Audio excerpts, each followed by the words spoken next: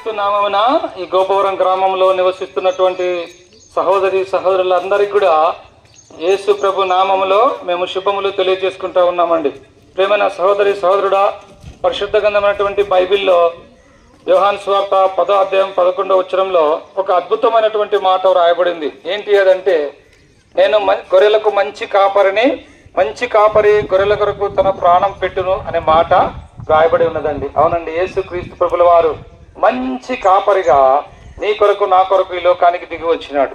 ఆయన ఒకడే మంచి కాపరి. ఎందుకంటే ఆయన ఒకడే మానవుణ్ణి సరైనటువంటి మార్గంలో నడిపించడానికి, జీవము లేనటువంటి మానవునికి జీవం ఇవ్వడానికి, అసత్యంలో నివసిస్తున్నటువంటి మానవుణ్ణి సత్యంలోకి నడిపించడానికి యేసుక్రీస్తు ప్రభుగా ఈ లోకంలో అవతరించినాడు. 2024 సంవత్సరముల క్రితం ప్రపంచానికి మధ్యస్థానమైన యెరూషలేం పట్టణంలో బెత్లెహేం అనే చిన్న నగరంలో యేసు ప్రభుగా ఆయన అవతరించినాడు. యేసుక్రీస్తు ప్రభుల వారు ఈ లోకంలో 33.5 సంవత్సరములు పవిత్రంగా జీవించినాడు. పాపము లేకుండా జీవించినాడు. యేసు ప్రభుల వారిలో ఎలాంటి పాపము కనుగొనలేకపోయినాడు. ఈ విధంగా యేసుక్రీస్తు ప్రభుల వారు ఈ లోకంలో ఎన్నో గొప్ప అద్భుతాలు చేసినాడు. కుంటి వారికి కాళ్ళు ఇచ్చినాడు, గుడ్డి వారికి చూపించినాడు, మూగవారికి మాటలు ఇచ్చినాడు, చనిపోయిన మానవుని కూడా తిరిగి లేపగలిగినాడు. అయితే పాపైనటువంటి మానవుని ప్రేమించిన వాడే పాపైనటువంటి మానవుని పాపం నుంచి రక్షించడానికి యేసుక్రీస్తు ప్రభుల వారు తను తాను సిలువకు అప్పగించుకున్నాడు. ఆయన తలకు ముళ్ళ కిరీటం, ఆయన చేతులలో మేకలు, ఆయన కాళ్ళలో శీలలు, ఆయన వీపంతా చారలుగా దున్నబడింది.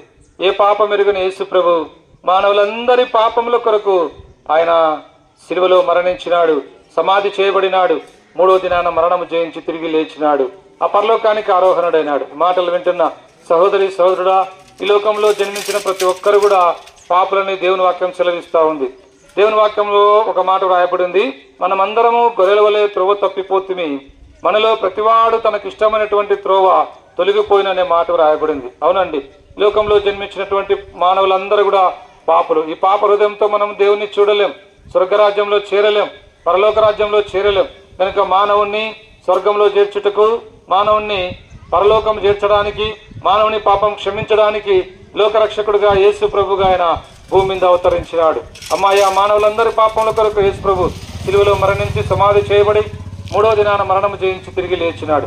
ఈ మాటలు వింటున్న సహోదరి సహోదరుడా, ఒకవేళ నువ్వు కూడా తప్పిపోయినటువంటి స్థితిలో ఉన్నావా?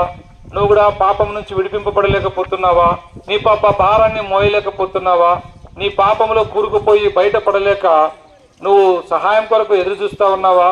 జీవితంలో నెమ్మది కోల్పోయి, శాంతి కోల్పోయి, సమాధానం కోల్పోయి నువ్వెంతో బాధపడుతూ ఉన్నావా? ఎవరు నన్ను ఆదరించలేదని కుమిలిపోతా ఉన్నావా?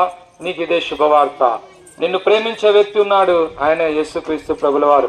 ఈ సాయంకాల సమయంలో ఆయన నిన్ను ప్రేమిస్తా ఉన్నాడు, నిన్ను పిలుస్తా ఉన్నాడు. కనుక నీ పాపం పోవాలంటే, నువ్వు శాంతి పొందాలంటే, నువ్వు సమాధానం పొందాలంటే, నువ్వు పరలోక రాజ్యం పొందాలంటే నువ్వేం చాల్సిన అవసరం లేదు. నువ్వెక్కడున్నావు అక్కడికి మోకాళ్ళ మీదకి వచ్చి, యేసు ప్రభువా నేను పాపిని, నన్ను క్షమించు దేవా, నీ రక్తంతో నా పాపం కడుగున ఒక చిన్న ప్రార్థన ఇష్టపూర్వకంగా చేసుకుంటే చాలు.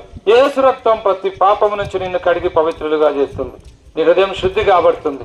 నీకు నెమ్మదిస్తాడు, నీకు శాంతినిస్తాడు, నీకు సమాధానం ఇస్తాడు. ఈ లోకం విడిస్తే పరలోక రాజ్యంలో యుగాయుగములు యేసు ప్రభుతో కూడా నువ్వు ఉంటావు. అలాగూ నువ్వు ఉండాలన్నదే దేవుని యొక్క సంకల్పం. ఈ మాటలు వింటున్నటువంటి సహోదరి సోదరుడా, ప్రభునేసందు విశ్వాసం ఉంచుము, అప్పుడు మీరును మీ ఇంటి వారిని గొప్ప ఆత్మరక్షణ, పాపక్షమాపణ, పరలోక రాజ్యం మీరు పొందగలరు. యేసు ప్రభుల వారి గురించి మీకు ఇంకా ఎక్కువగా తెలుసుకోవాలంటే మా సహోదరులు చిన్న చిన్న కరపత్రాలు, పుస్తకాలు తీసుకొని వస్తున్నారు. వాటిని తీసుకురండి, చదవండి, సత్యాన్ని గ్రహించండి. మీ అందరి కొరకు మేము ఇప్పుడు ప్రార్థన చేస్తాం.